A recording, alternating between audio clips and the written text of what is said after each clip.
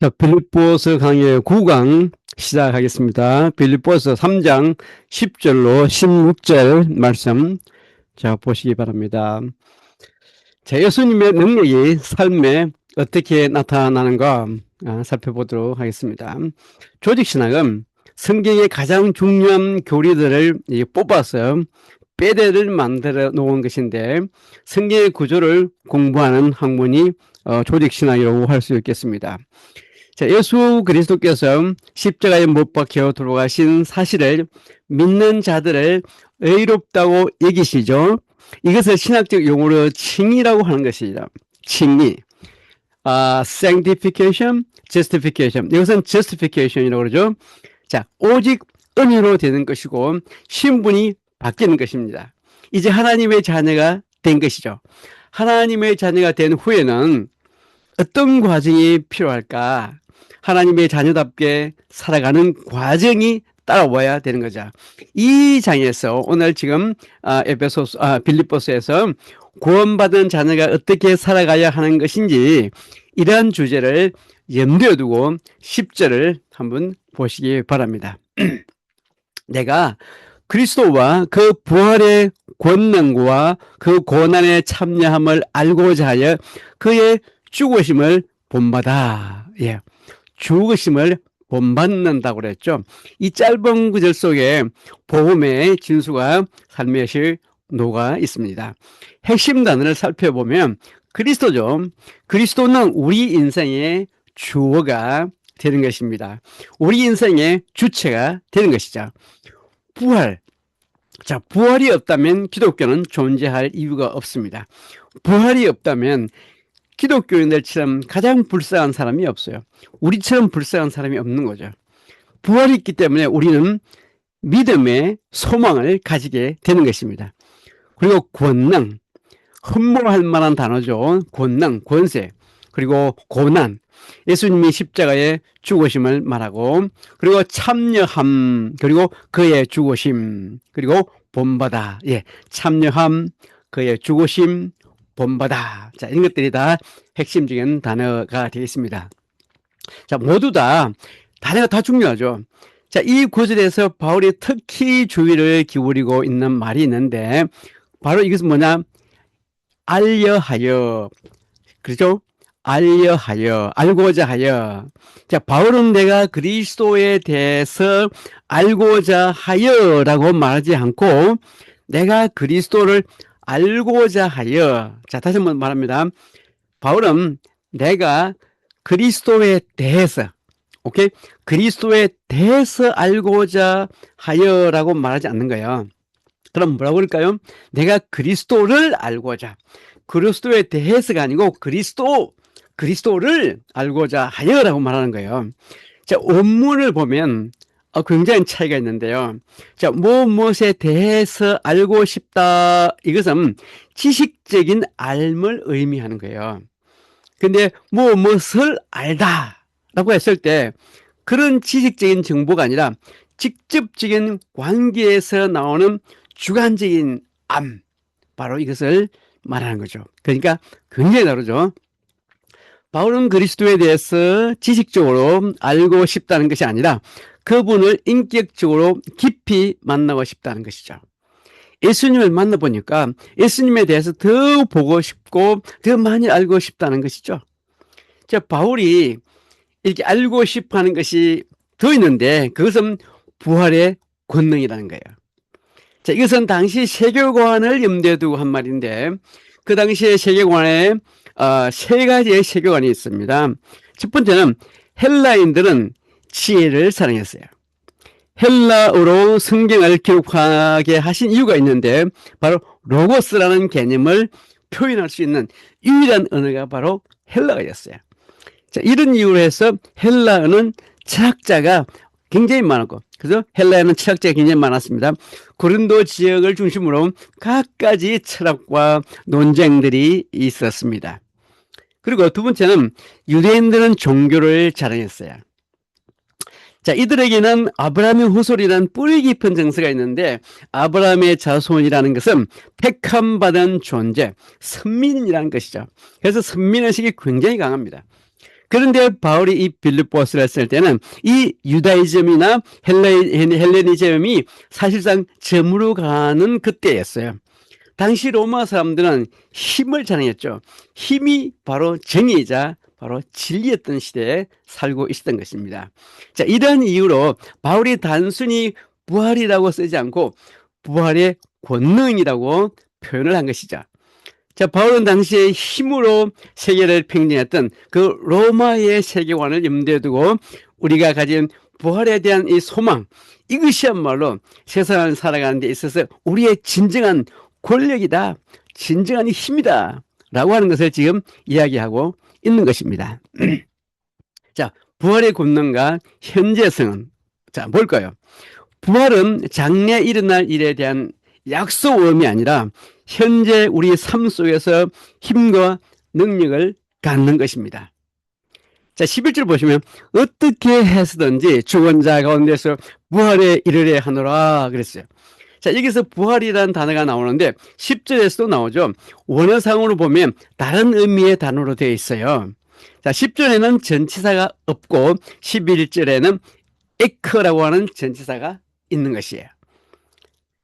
자, 다르죠? 그러면 10절의 부활과 11절의 부활은 어떻게 다를까? 에크라는 전치사가 들어가면 두 가지 해석이 가능할 수 있어요. 첫 번째, 놓여 있다. 아니면 서 있다. 자, 이 두 가지 의미를 헬라인들은 죽은 사람을 가리킬 때 사용했다는 것이죠. 사람이 누워있다 하면 그것은 죽은 사람을 뜻하는 것이었습니다. 그런데 사람이 서 있다라고 하면 그것은 살아있는 사람을 가리키는 것이죠. 그래서 에크, 부활이란 말은 죽은 자 가운데서 살아있는 자로서 눈에 띄다라는 뜻을 가지고 있는 것입니다. 이것이 바로 바울이 생각한 부활인 것이죠. 바울은 이 세상의 모든 생명 없는 자들을 죽은 자로 보고 그 가운데 그리스도의 생명을 가진 자가 살아있음을 이야기한다는 거죠. 자, 이것은 우리 그리스도인들이 이 죽은 세상에서 살아 눈에 띄어야 한다는 것입니다. 이것이 부활의 현재성이라는 것이죠. 자, 부활이 어떤 삶일까요? 10절을 다시 한번 더 보십시오. 10절 보시면 내가 그리스도와 그 부활의 권능과 그 고난의 참념을 알고자 하여 그의 죽으심을 본받아 그랬습니다. 자, 3장 10절 빌립보 3장 10절 보면 I want to know 알고 싶다는 거예요. Christ and the power 그리스도와 그 능력 무슨 능력? Power of his resurrection 그의 부활의 능력을 알고 싶다는 거예요. 그리고 the fellowship of sharing 그리고 in his suffering 그의 고통 그것을 같이 함께 나누고 싶다는 거죠. 그리고 become like him in his death 그의 죽으심에 같이 그의 죽으심과 같이 동참하고 싶다. 엄청난 바울의 신앙의 고백을 우리가 알 수가 있습니다. 자, 여기서 고난의 십자가의 대속을 말하고 있는데요. 바울이 그 고난의 참념을 알고자 한다는 말은 감히 예수님의 대속의 죽음에 동참하고 싶다는 말이 아니라 우리가 예수 그리스도의 은혜를 입은 순간 우리는 주님의 편이 되는 것이에요. 그래서 주님 편에 서서 살겠다는 뜻이다. 불의가 가득한 세상 속에서 그리스도인은 예수님의 편에 서 있어야 되는 것입니다. 하늘 시민인 우리가 이 땅을 승리하며 살아가는 비결은 현재의 고난에 초점을 맞추지 말고 장차 다가올 부활의 영광에 초점을 맞추라는 것이 바울의 메시지인 것이죠. 3장 17절로 27절을 보시겠습니다. 복음을 위해서 우리가 자유를 절제할 수 있어야 되겠습니다. 16절 보면 그대로라는 말이 나오죠. 이 그대로라는 말은 헬라어로 스토이케인인데 스토이케인 자, 군사용어입니다. 이것은 줄을 설 때 기준이 있죠. 기준 거잖아요. 여기서 그대로라는 말은 일정한 간격을 두고 줄을 설 때 옆 사람을 본다는 의미를 가지고 있습니다. 자, 여기서 바울은 이렇게 말하죠. 17절을 보셔요. 형제들아 너희는 함께 나를 본받으라. 이거 어려운 말이죠. 누구나 할 수 있는 말이 아니죠. 나를 본받아라. 자, 바울은 본받으라는 말을 자주 하는데 내가 이 정도 되니 나를 본받으라는 그런 뜻으로 한 말이 아니에요. 자, 줄을 설 때 기준을 보고 서야 하는 것처럼 우리 인생의 유일한 기준인 예수 그리스도를 본받는 바울 자신을 본받으라는 말이죠. 그래서 지도자는 예수 그리스도만 바라보고 살아야 한다는 것입니다.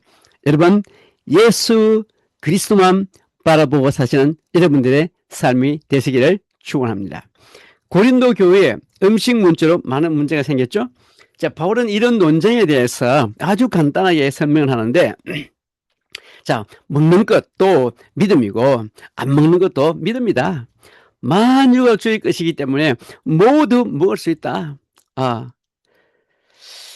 자, 바울은 굉장히 자유로운 어떤 믿음을 가지고 있었던 것 같아요. 안 먹는 사람을 이해해야 된다는 거죠. 강한 자가 자신의 자유를 절제해야 된다. 고린도전서 9장 19절 보니까 내가 모든 사람에게서 자유로운데 스스로 모든 사람에게 종이 됐다는 거예요.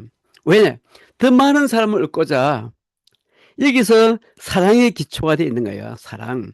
바울은 자신이 자유할 수 있지만 연약한 자들을 위해서 스스로 절제하고 종이 되었다는 말이죠. 이것이 어떻게 가능할까? 빌립보서 1장에서 3장에 나타나 있는 예수 그리스도의 성육신 사건에서 그의 신앙이 기초하고 있다는 것을 우리가 알 수가 있죠. 바울의 모든 판단 기준은 옳고 틀리다 있지 않은 거야. 그런 논쟁에 자신의 삶을 기준을 두지 않고 그리스도께서 우리를 위해 죽으시고 낮추시고 또 이런 사건에 예수님의 사건의 판단의 기준을 둔 거예요. 이것이 바울의 목회 영역에서 사실상 가장 중요한 핵심적인 기준이 된 거죠. 3장 18절 보세요. 그리스도의 십자가의 원수로 행하는 사람들을 향하여 이제 여러 번 말하고 있는 여러 번 말을 하고 있는데 이제 눈물을 흘리며 말한다라고 바울이 이야기합니다. 자, 눈물로 이야기하면 굉장히 호소력이 있는 거죠. 바울이 눈물로 호소한 그의 태도를 보여주고 있는데 그리스도의 포로가 된 후에 바울은 눈물로 목회를 한 사람이었다고 사도행전 20장에서 기록을 해주고 있습니다. 하늘 신민권을 가진 자들의 임무가 뭘까요? 자, 3장 19절을 보시면은 그들의 마침은 멸망, 그들의 신은 배, 그 영광은 그들의 부끄러움에 있고 땅의 일을 생각하는 자라. 예, 그들의 신, 이건 우상을 말하는 거죠. 배라고 하는 말은 창자를 뜻하는데 창자에 음식이 들어간다. 그러니까 그들의 신은 음식이라는 거예요.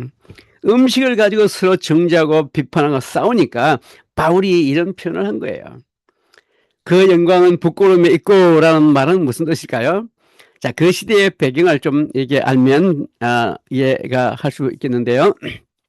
그 영광이라는 말은 당시에 빌립보에 살고 있는 그 성도들은 두 부류가 있었습니다. 완전한 이방인과 유대인으로서 이방 땅에 사는 디아스포라가 있었어요. 자, 그런데 빌립보 교회에 문제를 일으킨 사람은 그 땅에 살던 유대인들이었어요. 이들은 이방인들과 구분하여 영광스럽게 생각하는 것이 몇 가지가 있었는데 그 중에 한 가지가 바로 선민사상이에요. 가장 중요한 그 정표 중에 하나가 이제 할례인데 할례가 그들의 영광이었는데 왜 부끄러운 일이 되었을까? 빌립보 도시는 로마의 점령을 당해서 로마 문화가 꼽히고 있었고 그 시대 로마 문화는 목욕 문화였어요. 로마 사람들은 목욕을 좋아했다는 거죠. 그런데 유대인들이 할례를 행하지 않은 그 이방인들과 함께 하면서 유대인들 사이에 할례 받은 것을 원상복구하는 수술이 성행했다는 거예요. 자, 바울이 바로 이 이야기를 하고 있는 거예요. 할례를 받았으면 받은 그대로 살았어야지 왜 안 받은 사람처럼 그렇게 하냐 이거죠.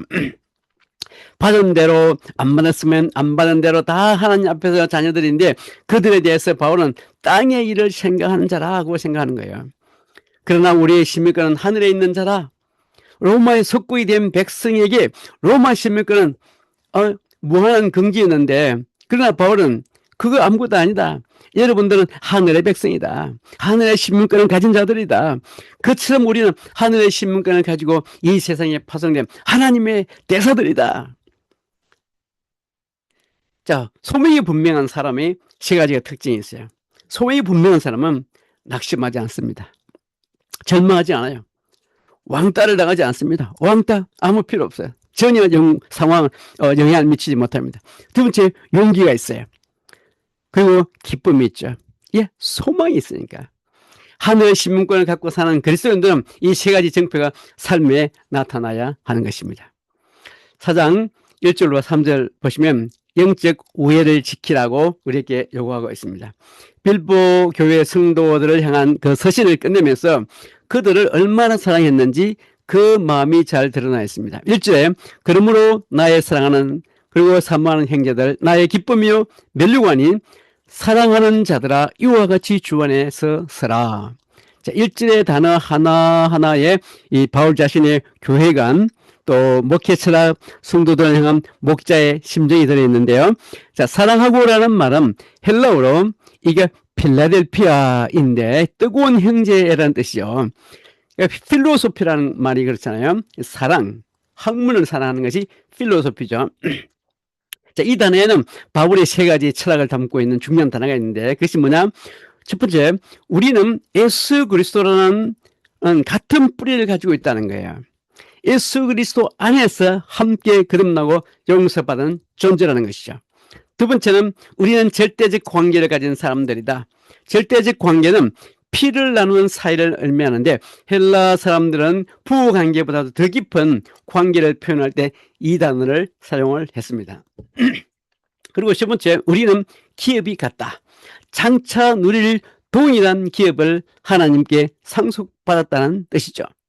자, 이런 개념을 포함한 형제라는 말이죠. 이것은 바울과 빌립보 성도가 단순히 친하다는 정도가 아니라 같은 뿌리를 가졌고 부부관계보다도 더 깊은 절대적 관계고 장차 기업을 상속받은 존재로서의 그 형제를 의미하는 거예요. 정말 아름다운 목회자와 성도의 관계라고 할 수가 있죠. 자, 어느 날 훌륭한 목회자가 되고 건강한 성도가 되는 것이 아니라 오랜 세월 축적된 사랑과 돌봄 가운데 예수님을 닮아가는 것입니다. 바울은 이 빌립보 성도들 한 명 한 명을 눈물로 세운 성도들이죠. 사모하는 이라는 말은 헬라 원뜻에 보면 그립다, 보고 싶다 이런 뜻이 있는데요. 자, 바울의 그 인간적인 면모를 볼 수 있는 그런 표현이죠. 목회자로서가 아닌 같은 성도이자 형제로서 그들의 안부가 궁금하고 늘 보고 싶다는 것이죠.